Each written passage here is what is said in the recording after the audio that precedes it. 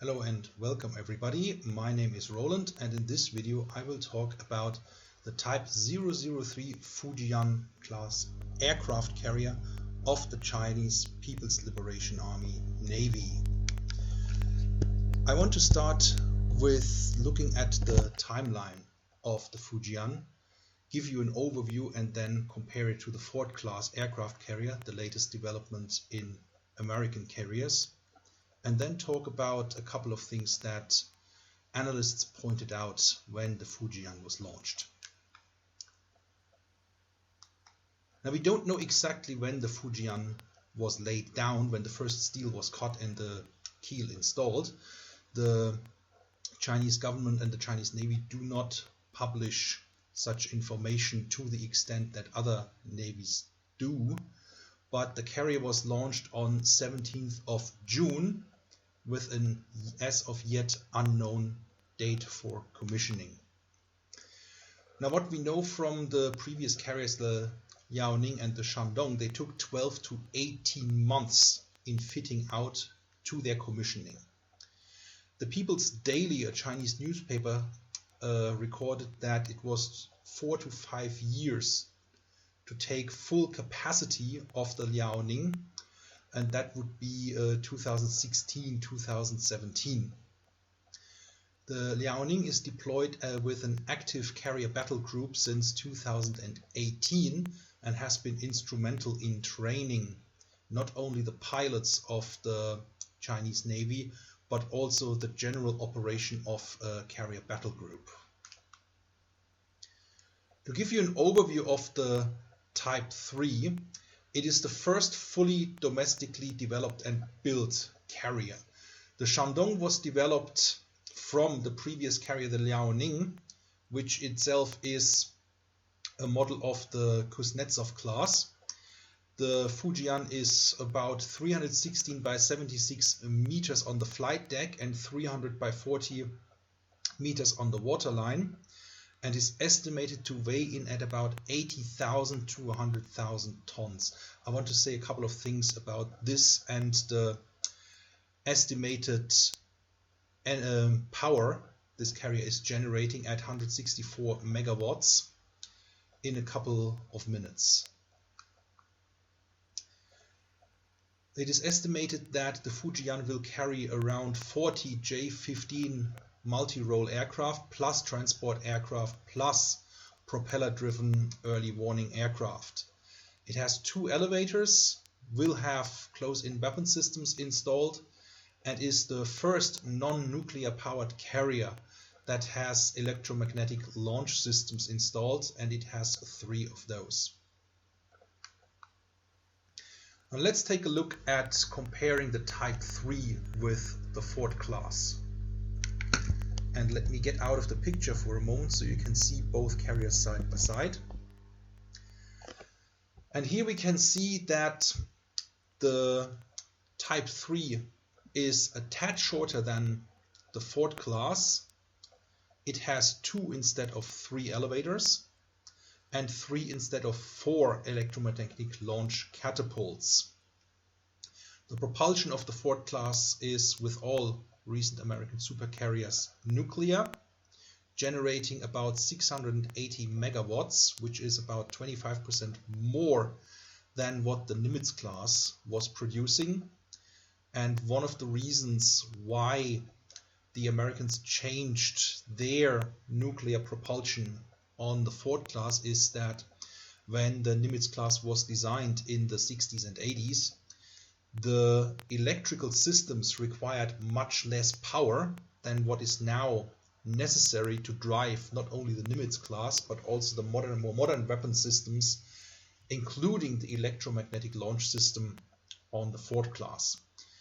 Now, the Type 3 is a non-nuclear powered carrier and generates a total of 164 megawatts of energy, which will power not only the propulsion and the weapon systems but also the 3 electromagnetic launch catapults. When we look further, there is a number of issues with these figures, and when we look at a comparison between all the recent carriers. For example, the Kuznetsov class, on which both the Liaoning and the Shandong are based on, they generate about 150 megawatts.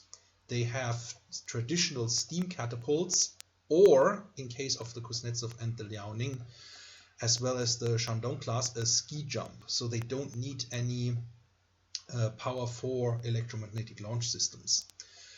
The former aircraft carrier John F. Kennedy, one of the Kitty Hawk class aircraft carriers, was rated at about 210 megawatts and also had traditional boilers and not nuclear cores to power it. So one of the things that is striking here is that the Type 3 is much heavier than the JFK, but generates a lot less power, giving some observers question marks in terms of will they actually be able to power the ship as well as the catapults. And when you look at the British Queen Elizabeth class, their power rating is about 120 megawatts, and while they don't have catapults, they operate at 25 to 30 knots, depending on how much you are forcing the engines. And that is enough for flight operations. You don't need 30-35 knots on an aircraft carrier. You can operate with much slower speeds. For example, the French aircraft carrier Richelieu is nuclear powered, generating 150 megawatts, and is going at max speed of just under 28 knots. So there is that. The question persists, however, will 164 megawatts be enough on integrated electric propulsion? And the only comparisons we have is the 120 megawatts on the Queen Elizabeth, which doesn't need electromagnetic launch systems, and the JFK, which is a non-nuclear powered carrier and generates 210 megawatts of energy. So we will, of course, over the next months and years, see the operational parameters of the Fujian, will determine its exact measurements, speed, and so on, and look at how it compares to other aircraft carriers. And again, this data is not published by the Chinese Navy or by the Chinese government. It is all gathered from experience and intelligence gathered during the building process, which first rated the Type 003 at about 60 to 80,000 tons. And when it was closer to completion, estimates went from 85,000 of the Waryak class aircraft carriers that the Soviet Union did not build, and the 100,000 tons of a Nimitz class carrier. Now obviously we can see that the Type 003 has only 2 elevators and 3 catapults, one less compared to the Ford class, but this is unlikely to massively affect mission readiness and will have a minimal impact on the sortie rate. And we can gather that from the fact that the sortie rate on the Nimitz class was in one way hampered by the 4th catapult not being fully usable for fully loaded aircraft or certain types of aircraft, such as, for example, the early warning aircraft that would have to be put on catapult 1, 2, or 3. Another thing is the elevators, and the Chinese air group is much smaller than what is stationed on a Nimitz class or on a Ford class, which goes for about 50 to 60 aircraft plus helicopters, transport, and early warning birds. So when you look at how the Chinese potentially are operating their aircraft carriers to establish local air superiority as compared to the Americans having not only air superiority but also a massive strike capability within a 1,000-mile radius of the aircraft carriers, it is not going to affect their mission readiness to a degree than what it would affect an American aircraft carrier with a completely different mission. We can also see that the air group compared to an American aircraft carrier is much smaller, and the J-15 capabilities have been criticized by the Chinese Navy.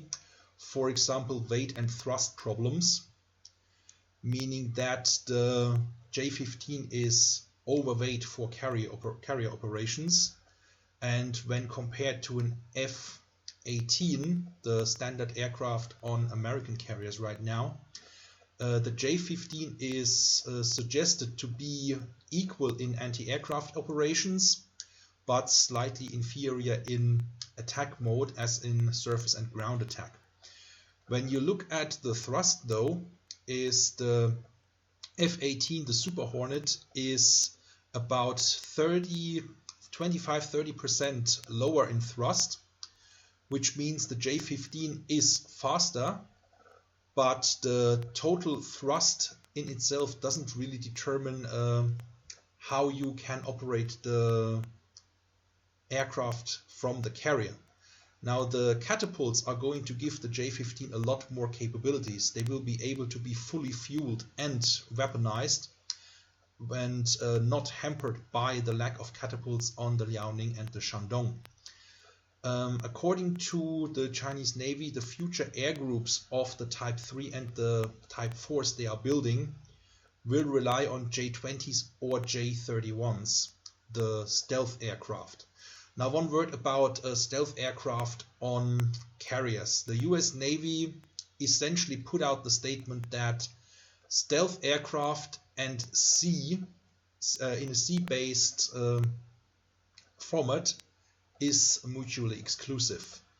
And they cited the fact that the salty air is highly corrosive to the stealth paint and very hard on the planes themselves. So you wouldn't want to put a highly expensive manned stealth system on an aircraft carrier when you know that the stealth will be degrading while you are on mission, and you have to refurbish the whole aircraft once you are back from 6 months, 12 months deployment. So in a sense, potentially Americans are looking at stealth drones, something that the Chinese want to deploy on their Type 4 aircraft carriers, but none of them have been launched yet, and those will be nuclear powered, and we will see them in a couple of years perhaps.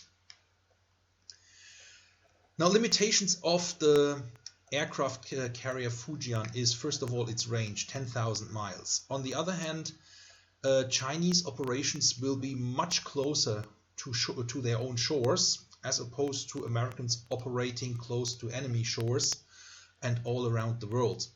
So the Chinese will have a much easier time perhaps to refuel their carriers, and if they manage to match the Americans in underway replenishment, they can keep the aircraft carrier operational for much longer than those 10,000 miles.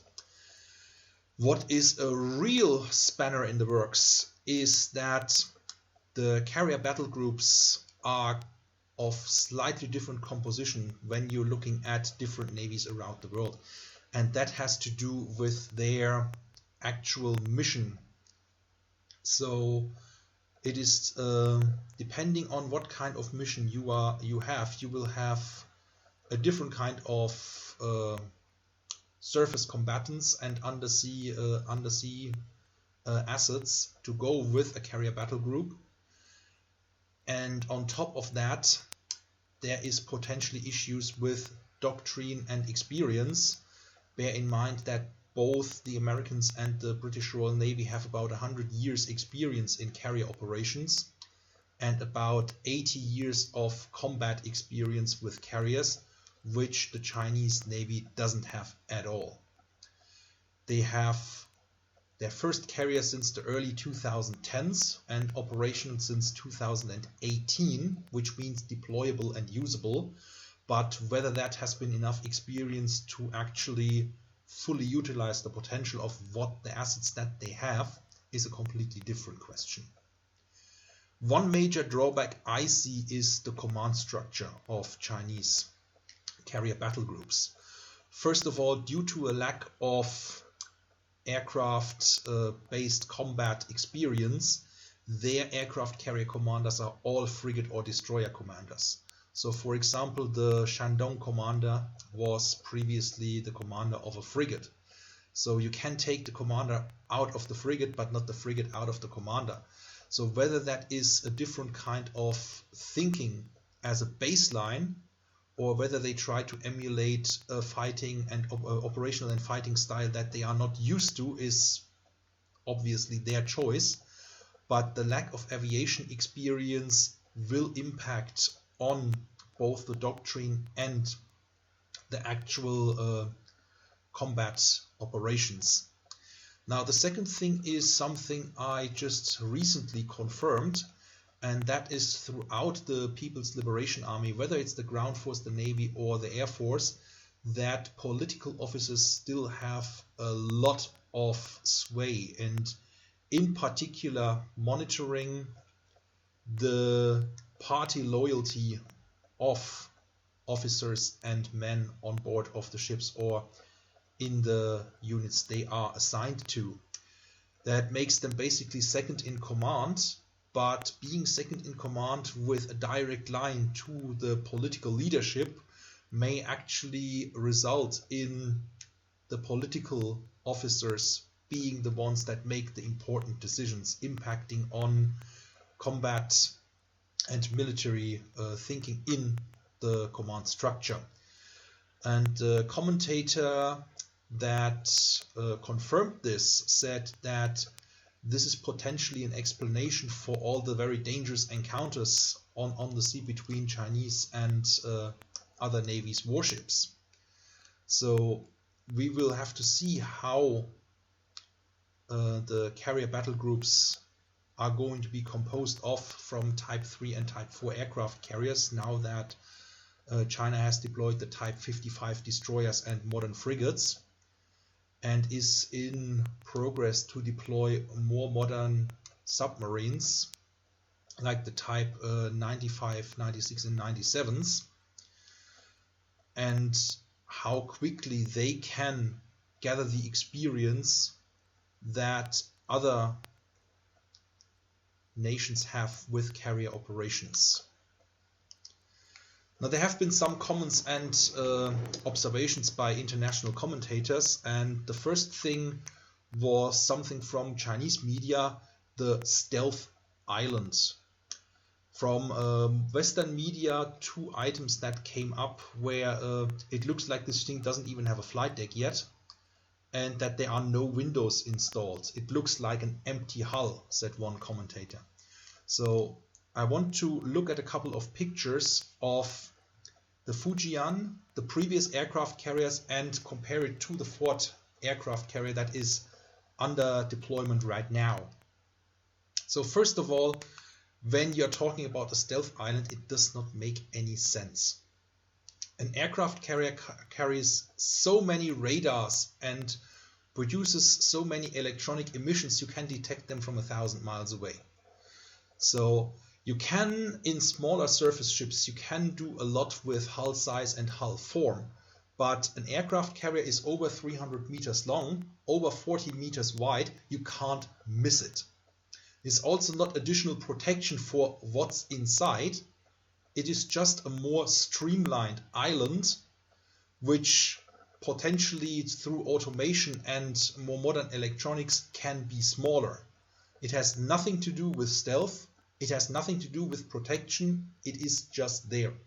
And even if you could not detect the island on the aircraft carrier because it's stealth, you still can detect the hull. So it really doesn't make sense to call it a stealth carrier or a stealth island. Now this picture, and let me take me out of there for a moment, was taken after the launch, and you can see the tugboats moving it to the place where this carrier is going to get fitted out. And you can see the color of the flight deck is somewhat similar to the color of the hull, and you can see that the catapults are covered. Now some commentators have said, well, that is because there are no catapults installed, and whether they are not installed yet, whether that's done during fitting out, or if it's a security precaution, you wouldn't want to display your latest military secret in such an open fashion. So it will be protected from the elements, protected from curious views like ours here. And when we look at the next picture, there are a couple of pictures that were taken down from the internet, taken by a Chinese drone flying over the flight deck and showing in more detail than what the South China Morning Post took here, is that there are no windows installed on this carrier in the island in particular. And that is what led a couple of commentators to state, well, this thing is just an empty hull. And I don't know what people are expecting when a ship is launched. It is not much more than an empty hull. So even when you are building ships in modules or blocks, you can speed up a lot of the construction, but you still have to go through fitting out.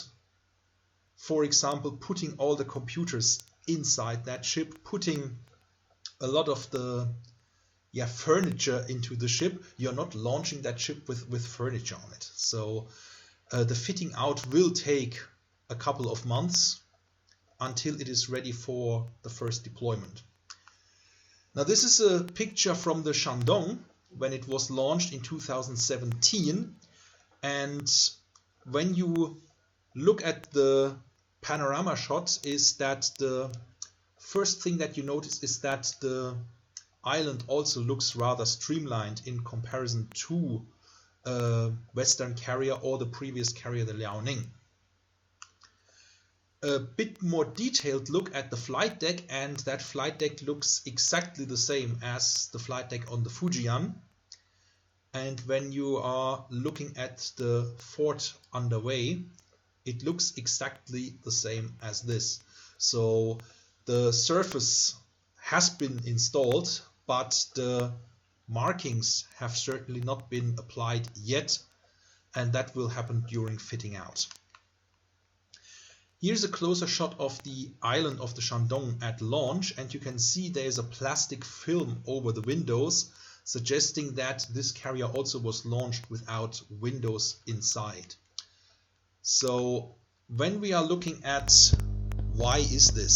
So the easiest explanation is that this carrier is still fitting out, and while you are fitting it out, it will be much easier to put things into the island if there are no windows. The other explanation that I can come up with is that this carrier was rushed to launch. So they don't even have plastic film over the windows this time. And when you look at the timeline that happened since May, first of all, the changes on the American website of the Secretary of State, that has for every single country remarks, comments and recommendations, and the website for Taiwan has been changed 2 or 3 times over a couple of days. Now then, at a speech, President Biden put out word that indeed the US would defend Taiwan against aggression, which, by the way, has been American policy since the 1970s. So no need to get your knickers in a twist, left or right.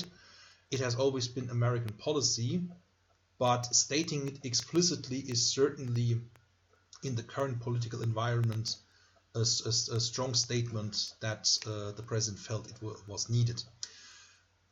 The reaction from Beijing was predictably harsh. The reaction to when Japan basically stated the same was much milder. You can draw your own conclusions from that. And just go forward that on 10th of June, the Minister of Defense General Wei Fenghe threatened Secretary Austin with war. and calling the Americans and Secretary Austin all kinds of names. The Americans have not made a statement in return, but continue their policy based on what has been American policy in Asia in regards to China and Taiwan since the 1970s. Now, a week later, this Fujian carrier gets launched and named Fujian, which is the Chinese mainland province next to Taiwan. So if one was particularly suspicious, one could state that the carrier was rushed to launch in order to make a statement towards not only Taiwan, but especially the Americans. And that led to the carrier being in this kind of state that what we have seen. On the other hand, is this just a coincidence of events? Draw your own conclusions. And bear in mind that analysts from Bloomberg and also private think tanks had the launch date approximately right. In December, Bloomberg stated that it would take about 6 months until this carrier is launched, and another think tank published a thought piece in early February, March, that it would be about 3 months away from launch. When you look at the timeline again, you will see, yeah, it makes sense also with the delays with COVID and so on, but it is certainly a convenient coincidence for any form of political statement that the Chinese government wants to make towards the American government. Now, the carrier itself is definitely not the game changer that some analysts think or said it is in terms of conflict in Southeast Asia. In such a conflict, the Americans would be able to deploy 4 or 5 aircraft carriers with ease. That is not calculating any of their light aircraft carriers, which are dubbed amphibious assault ships, or the ships that the Japanese Navy has converted to essentially aircraft carriers, were 2 being deployable at this moment in time, with 2 more being essentially light aircraft carriers and could in emergencies easily handle F-35s on their flight decks. Now, I've said F-35s and or stealth in general and operations at sea don't go well together, and it goes to show that the F-35 is, while cheaper than the F-22, a massive hole in the budget of every service that operates it. It takes a lot of maintenance outside flight hours, and even if you are letting maintenance slip a little, you can't do that much. If you fail to do proper maintenance on these highly valuable, highly capable systems, their operational performance will degrade massively. So this has always been a Western doctrine of highly capable but few systems, whereas the Soviet Union's doctrine was build it as cheap and easy as possible, resulting in tanks like the T-72, which is not performing very well under combat operations, as we can see.